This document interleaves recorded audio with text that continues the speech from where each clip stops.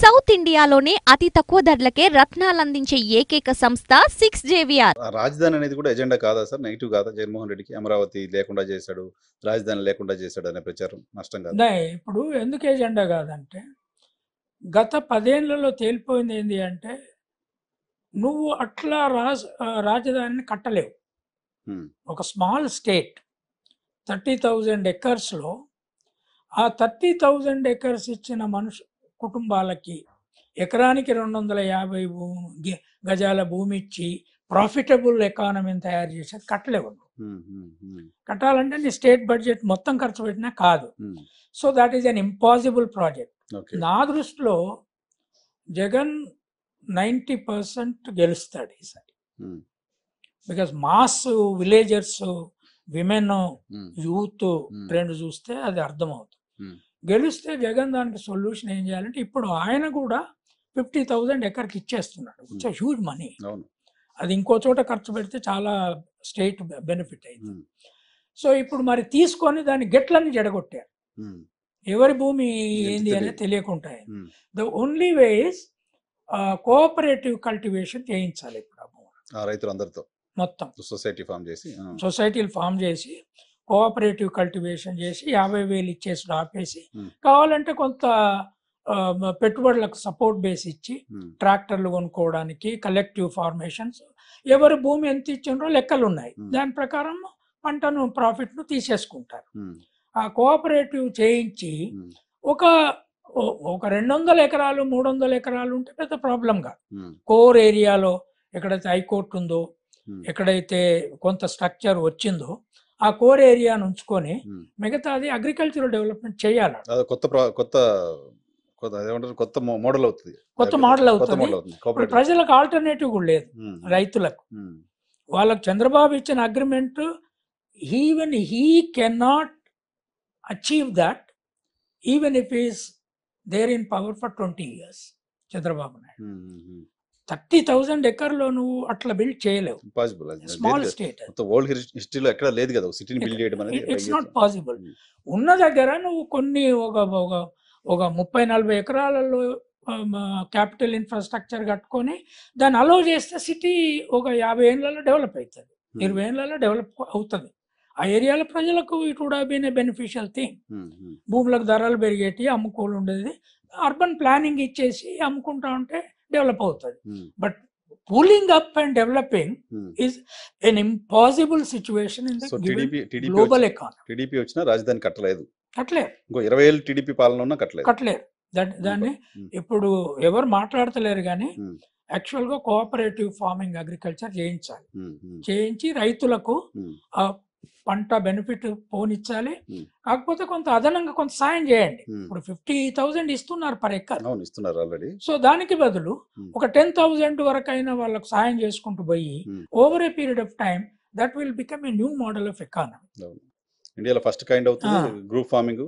30,000 acres కదా. అట్లా cooperative farming చేసిన చైనా మోడల్ ఉంది మనకు.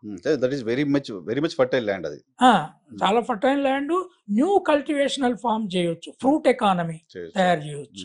సార్, ఇప్పుడు ఆంధ్రప్రదేశ్ లో ఎన్డీఏ కూటమికి ఓటు ఎందుకు వేయకూడదు, జగన్మోహన్ రెడ్డికి ఎందుకు ఓటు వేయాలి? మీ పర్సెప్షన్ బయట నుంచి మీకు చూస్తున్నప్పుడు అనిపిస్తుంది ఏంటి? అంటే ఎన్డీఏ కూటమి అనేది డెవలప్మెంటల్ కూటమి కాదు. ఎందుకంటే ఇప్పుడు చంద్రబాబు నాయుడు ఒక మేనిఫెస్టో రిలీజ్ చేశాడు. ఆ మేనిఫెస్టోలో ఆయన తెలంగాణ 6 గ్యారెంటీల కంటే ఎక్కువ ఇస్తా అంటున్నాడు. రేపు అధికారంలోకి వస్తే బీజేపీ క్యాబినెట్లో ఉంటుంది, పవన్ కళ్యాణ్ ఉంటాడు. వీళ్ళు ఒప్పుకుంటారు ఆ మేనిఫెస్టోను? వాళ్ళ ఇండిపెండెంట్ మేనిఫెస్టో వాళ్ళకు ఉన్నాయి, అవి దేంట్లో ఏమి లేవు. సపోజ్ ఇప్పుడు వాలంటీర్లది ఉంది, 2,50,000 మందిది. It's a huge experiment. వాలంటీర్లకు నెలకు 5,000 ఇచ్చినా వాళ్ళు ఇప్పటి వరకు ఎక్కువ మంది జగన్ వ్యతిరేకించి మాట్లాడిన లేరు. ఈవెన్ ఈ రామోజీరావు మీడియాలో కానీ వాళ్ళ మీడియాలో కూడా జగన్ ను విమర్శిస్తూ మాట్లాడిన వాలంటీర్లు కనపడట్లేదు. సపోర్టర్సే ఎక్కువ ఉన్నారు. సో అది నేను ఇస్తాను 10,000 ఇస్తాను అని అంటున్నాను. ఇది మరి నువ్వు కామన్ మేనిఫెస్టో వస్తే మీరు రాజధాని ఎట్లా కడతారు ఉమ్, 30,000 ఎకరాలలో, ఉమ్. తర్వాత ఈ ఇవన్నీ ఎట్లా అమలు స్కీమ్స్ చేస్తావు, మళ్ళీ 6 అప్పు గ్యారెంటీ. లేకుంటే ఎట్లా చేస్తావు, దానికి బీజేపీ ఏం ఒప్పుకుంటది, పవన్ కళ్యాణ్ ఏమి చేసినా జగన్ తను లీడర్, తను పెట్టుకున్న పార్టీ రీజనల్ పార్టీ, తను చేసుకుంటాడు, తను చేయగలుగుతాడు. ఒక్కడే కాబట్టి ఇంకొకరిని అడిగే అవసరం లేదు. ఇంకో ఇంకో అట్లా చంద్రశేఖర్ రావు అట్లనే చేసిండు కదా, రైతు బంధు అన్నాడు ఇచ్చేసాడు, చేస్తాడు కదా. అది నష్టమా కష్టమా వేరే విషయం. కళ్యాణ్ లక్ష్మి అన్నాడు ఇచ్చేసాడు, దళిత బంధు అన్నాడు ఏదో ఇచ్చుడు మొదలు పెట్టాడు. కానీ అదే 3 పార్టీలు కలిసి ఉంటే సాధ్యం కాదు. సో ఈ ఎన్డీఏ కూటమిని యాక్చువల్గా నా అంచనాలో బీజేపీతో కలవడం అనేది వాళ్ళ ఓటర్లలోనే ఒక గండి కొడుతున్నది. బీజేపీ ఓటర్లో టీడీపీ ఓటర్స్లలోనే గండి కొడుతుంది. ఎందుకంటే బీజేపీతో కలిసి చేయడం అనేది ఆంధ్రలో ప్రజలకు ఇష్టం లేదు. వాళ్ళు పోయినసారి ఏం చేయలేదు అనేది. కాంగ్రెస్ ఎట్లాగైతే ఓటు బేస్ లేని పార్టీ, బీజేపీ ఓటు లేదు. అయితే చంద్రబాబు నాయుడుకి ఆ కేసుల విషయంలో కేంద్రం అవసరం ఉంది కనుక బీజేపీని తెచ్చిపెట్టుకున్నాడు.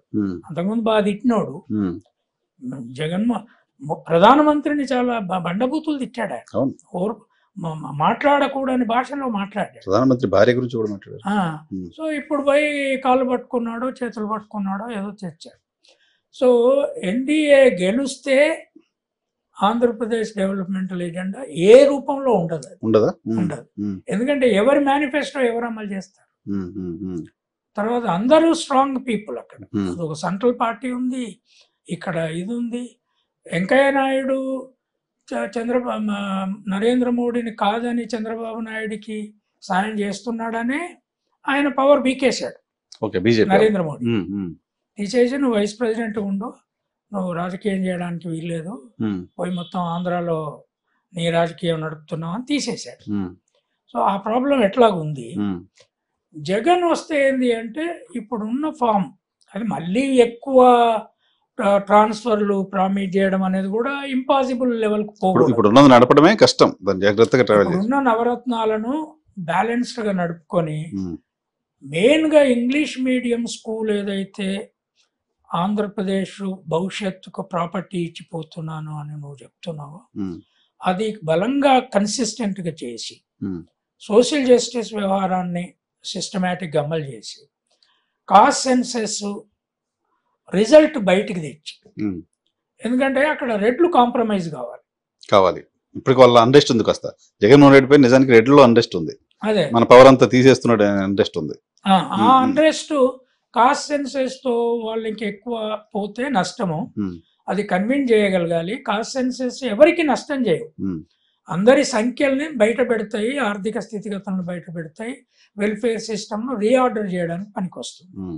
సో జగన్మోహన్ రెడ్డి ఈ 4-5 విషయాలలో కనుక కన్విన్స్ చేయగలిగితే my assessment is definitely is going to come maybe between 120 and 130 రఫ్లీ స్పీకింగ్. ఎందుకంటే rural mass women are with him.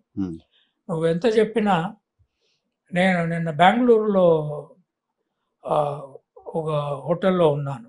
అక్కడ హోటల్ వర్కరు అనంతపూర్ అడిగాను, మీ బంధువులంతా అక్కడ ఉన్నారంటే ఉన్నారు సార్ అన్న. మరి ఎట్లా ఓట్ల పరిస్థితి ఏంది అంటే సగం సగం ఉంది సార్, అది ఎటు అర్థమవుతలేదు అంటే. ఎట్లా మీ ఇంటి వాళ్ళు ఏమనుకుంటున్నారంటే మా అమ్మ జగన్కి వేస్తానంటుంది, మా ఫాదర్ ఏమో టీడీపీకి వేస్తానంటున్నాడు. ఎందుకు మరి నువ్వు కన్విన్స్ నువ్వెవరికంటే నేను జగన్కి వేయాలనే ఉంది నాకని. మరి ఎందుకు మీ ఫాదర్ని కన్విన్స్? ఆయన లేదు నేను జగన్కి నేను, మా అమ్మ మాత్రం నన్ను చంపినా జగన్కి వేస్తానంట. సో మా ఇల్లే చీలిపోయింది అంటారు. సో ప్రతి కుటుంబంలో ఓట్ బ్యాంక్ క్రియేట్ చేసుకున్నాడు అతను. ప్రతి కుటుంబంలో సొంత ఓట్ బ్యాంక్ క్రియేట్ చేసుకున్నాడు. Women almost 80% are with Jagan. Okay. Except in very upper caste, upper middle కమ్యూనిటీలో వాళ్ళ అండర్స్టాండింగ్ పోతే రూరల్ ఎకానమీలో 80% women are with Jagan. So దాని ఓట్ బేస్ ఉంది. దెన్ యూత్, తర్వాత వాలంటరీ వ్యవస్థ ఈజ్ ఎ న్యూ ఎక్స్పెరిమెంట్. దాంతో enormous good for old people, కుంటోళ్లకు గుడ్డోళ్లకు ఎక్స్పీరియన్స్ చేశారు వాళ్ళు.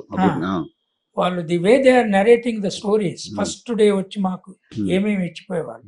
ఇప్పుడు ఈ రమేష్ కుమార్ నిమ్మగడ్డ రమేష్ కుమార్, సుబ్రహ్మణ్యం ఎల్వి సుబ్రహ్మణ్యం వీళ్ళిద్దరు ఎప్పుడు మంచి పేరున్న ఐఏఎస్ వాళ్ళ ఎక్కడ కారు వాళ్ళు ఎప్పుడు మన శంకర్ అని ఉన్నాడు, లేదా కాకి మాధవరావు గారు ఉన్నారు. సర్వీస్ లో ఉండగా ప్రజల పట్ల ఉన్నోళ్ళు కాదు. సడన్ గా వచ్చి వీళ్ళు సిటిజన్స్ ఫర్ డెమోక్రసీ అని పెట్టి citizens human beings against democracy లాగా పనిచేశారు. చేసి 30-40 మంది చచ్చిపోయారు.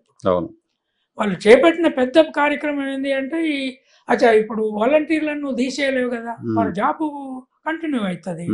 వాళ్ళ ఊళ్ళో పనిచేసే వాళ్ళే ఊళ్ళోళ్ళే 50 కుటుంబాలకు ఒక్కరు పనిచేస్తున్నారు.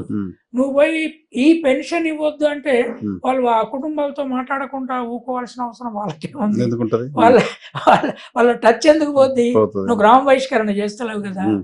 వాళ్ళు డెలివరీ ఉమెన్ కి హెల్ప్ చేశారు, కార్డులు వచ్చిన వాళ్ళకి హెల్ప్ చేశారు, గుంటోళ్ళకి గుడ్డోళ్ళకి హాస్పిటల్ పట్టుకపోయిన సాయం ఉంది. మోర్ దాన్ 60 lakhs వాళ్ళే ఉన్నారు. 65 lakhs ఉన్నారు. ఆ గుంటోళ్ళు గుడ్డోళ్ళు హెల్ప్ తీసుకున్న వాళ్ళు వీళ్ళందరినీ వాళ్ళను లాస్ట్ మినిట్ లో సుప్రీం కోర్టులో హైకోర్టులలో కేసులు వేసి ఈసీ దగ్గరికి తీసుకుపోయి చంద్రబాబు నాయుడుకు వాళ్ళు చేసినంత నష్టం సిటిజన్స్ ఫర్ డెమోక్రసీ కాదు, సిటిజన్స్ ఫర్ వైఎస్ఆర్